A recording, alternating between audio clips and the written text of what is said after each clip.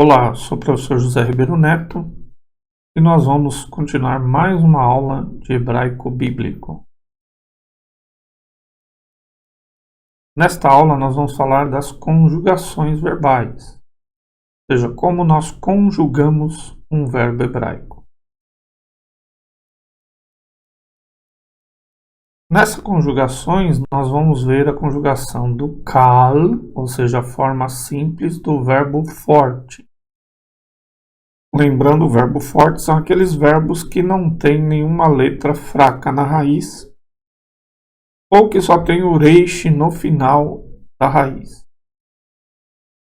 Então, vamos ver aqui um resumo do particípio do verbo forte. Os quadradinhos representam as consoantes, tá? Então, o quadradinho é a consoante, a vogal holem, o tsere, então formaria aqui o masculino singular, o feminino singular, masculino plural, feminino plural, o ativo, e aqui o masculino singular do passivo, feminino singular do passivo, o masculino plural passivo, feminino singular passivo. Se você treinar em casa, você pode pegar então os quadradinhos, né? Colocar as consoantes que você quiser numa raiz verbal para conjugar. Então, por exemplo, se eu pegar o katav, vai ficar kotev, kotevet, kotvim, kotvot. Katuv, ketuvá, ketuvim, ketuvot. Então você coloca as consoantes no quadradinho e aí forma, por isso é um resumo da conjugação. O particípio, ele não tem uma tradução temporal.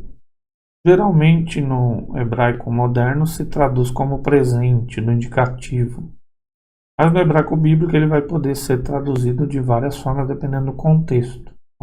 Não tem um aspecto temporal. Aliás, todos os verbos, todas as formas verbais no hebraico, elas só vão ser traduzidas no aspecto temporal no português de acordo com o contexto, tá? Pode ser passado, presente ou futuro.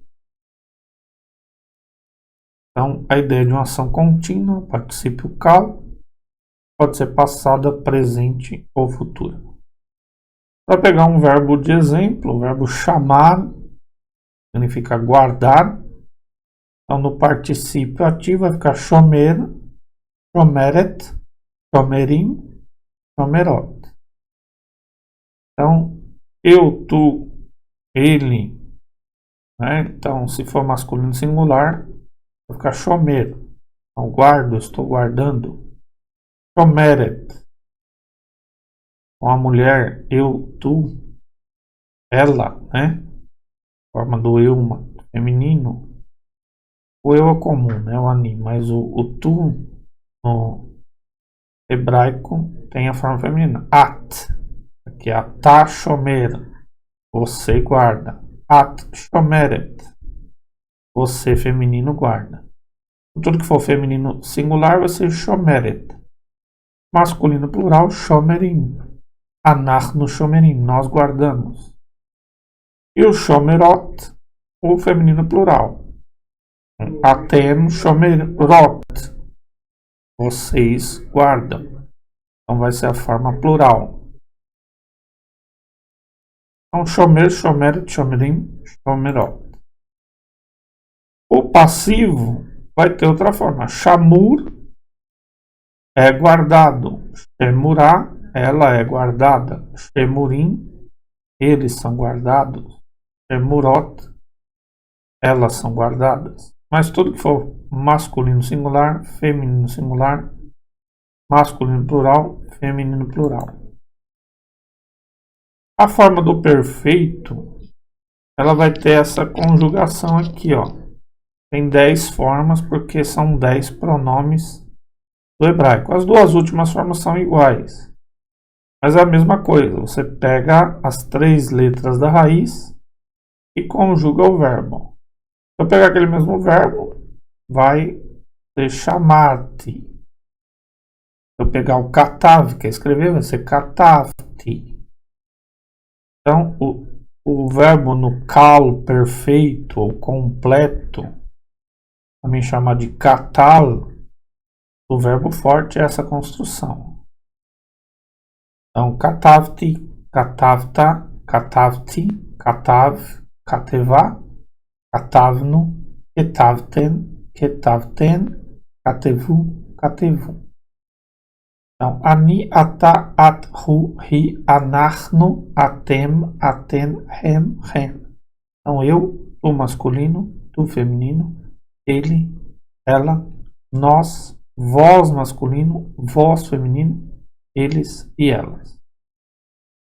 Pegando um verbo como modelo, zahar, que é lembrar, vai ficar zaharti, zaharta, zahart, zahar, zahera, zaharno, zahar. Aqui é zeharten, tá?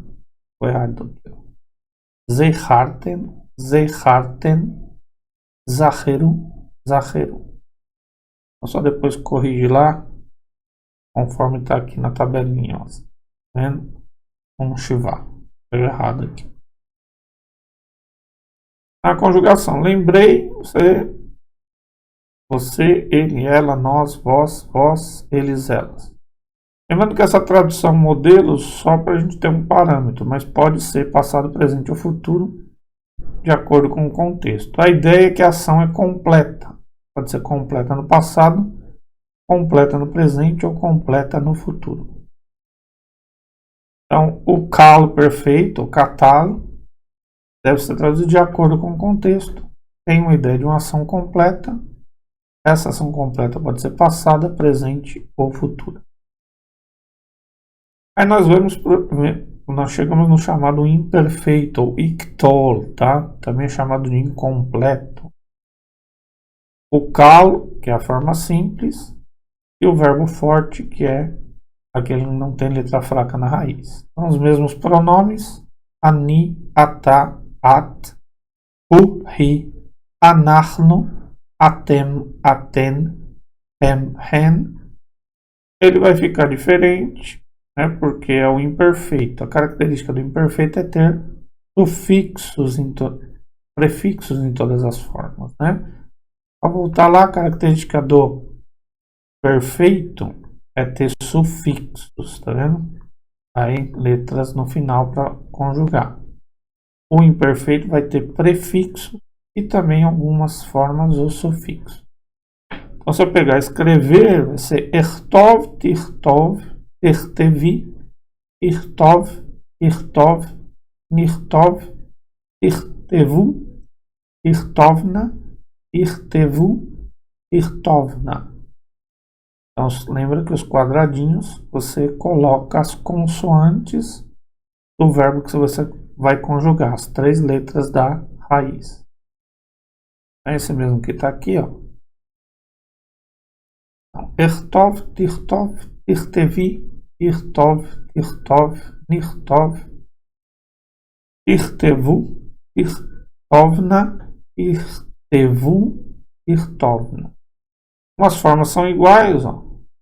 A segunda do singular masculino com a terceira é igual.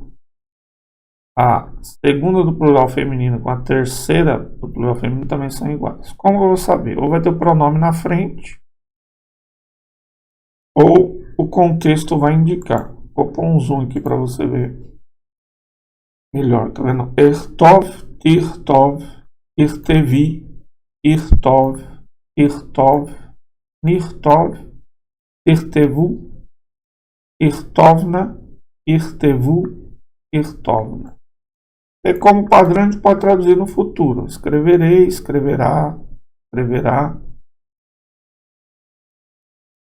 escrevereis e tal. Mas também lembra que é o contexto que vai dizer como posso traduzir. O que você tem que guardar é que o imperfeito tem uma ideia de uma ação incompleta. Ou incompleta no sentido que ela está em desenvolvimento. Só que ela pode ser em desenvolvimento passado, no presente ou no futuro. Futura não, né? Futuro. Aí temos agora a forma do imperativo.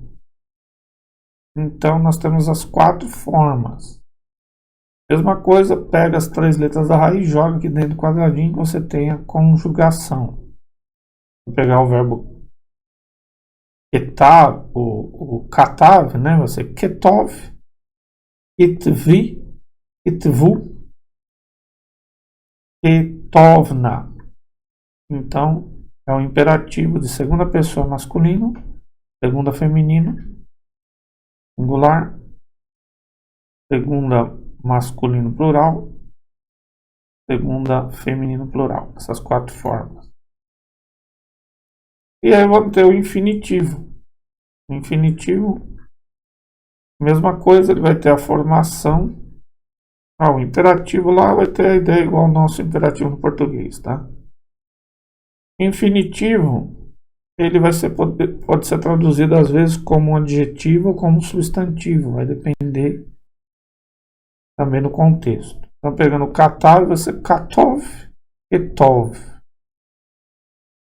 Então, por exemplo, escrever katov ou ketov. É o infinitivo, pode ser traduzido igual ao nosso infinitivo, mas depende do contexto ali, talvez um adjetivo ou um substantivo. Essas são as formas de conjugação do verbo hebraico no calo dos verbos fortes, tá? Você vai ter exercícios e atividades para fazer para reforçar e textos de leitura também para você treinar aí o entendimento. Em aulas posteriores, nós vamos trabalhar mais as questões do verbo. Obrigado por ter assistido essa aula e até uma próxima.